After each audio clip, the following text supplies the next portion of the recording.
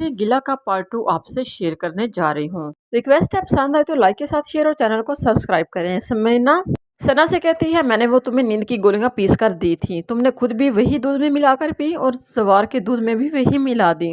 मैंने सोचा जब सुबह होश आएगा तो तुम्हें बता दूंगी कि जवार इस दुनिया में नहीं रहा और तुम अपनी जान लेने का फैसला बदल लोगी।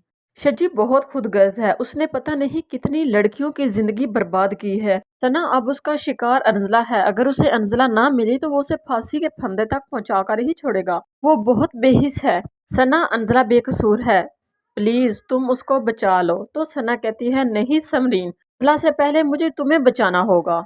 शजी के सारे जराइम, गवाहों की सबूत सिर्फ और सिर्फ तुम एक हो। अगर उसे पता चल गया ना कि ये सब कुछ तुमने मुझे बता दिया है, वो तुम्हें मारने में 1 मिनट भी नहीं लगाएगा। दूसरी तरफ दिखाया जा रहा है कि अंजला रामिस की मोहब्बत में गुम है, यादों में बैठकर खोई हुई है, जबकि दूसरी तरफ रामिस भी अंजला के बारे में सोच रहा है और पुराने लम्हात याद कर रहा है। दोनों तरफ आग बराबर की लगी हुई है। सना कमरे में आकर बहुत रोती है।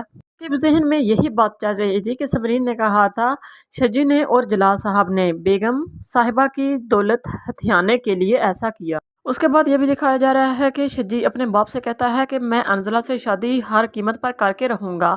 तो जलाल साहब कहते हैं, मुझे तो समझ नहीं आ रही कि तुम्हें हो क्या गया है। शजी कहता है, वो लड़की मेरी जिद बन चुकी है और मैं उसे हासिल करके ही रहूंगा, मैं उसे फांसी के फंदे तक नहीं जाने दूंगा। तो जलाल साहब कहते हैं, हमारे पास बचने के लिए वाहिद वो अंजला ही सहारा है, अगर वो समरीन नहीं मिली ना तो हम दोनों मौत के फंदे तक जा सकते हैं। जलाल साहब बचने के लिए सरवत बेगम से पास जाते हैं। सरवत, अब देर मत कीजिए, शजी ने जो भी इंफॉर्मेशन दी है उस हिसाब से तो यही लगता है ये रामेश ही वो लड़का है जिसका शादी से पहले अंजला के साथ चक्कर था। सरवत बेगम कहती हैं, आप कहना क्या चाहते हैं?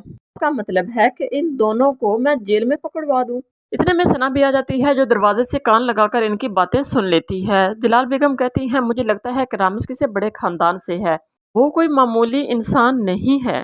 जलाल साहब कहते हैं कि आपको कैसे पता कि उसका ताल्लुक किसी बड़े खानदान से है? तो सरवत बेगम कहते हैं, जलाल साहब, हमने दुनिया देख रखी है, बंदे को देखकर पहचान लेते हैं कि इसका क्या ठिकाना है और किस हुलिये में है। मैं अभी अपने बेटे का केस रीओपन नहीं करना चाहते जब तक हफ्सा का केस अभी तक सॉल्व नहीं हो जाता। सब दिन ही दिन में पछताते हैं। अगर सरवत बेगम आपने जल्द अज जल्द ऐसा नहीं किया तो बहुत कुछ खराब हो जाएगा। आने वाले एपिसोड का क्या टीजर होने जा रहा है, जानने के लिए हमारे साथ रहिए। Just wait and keep watching.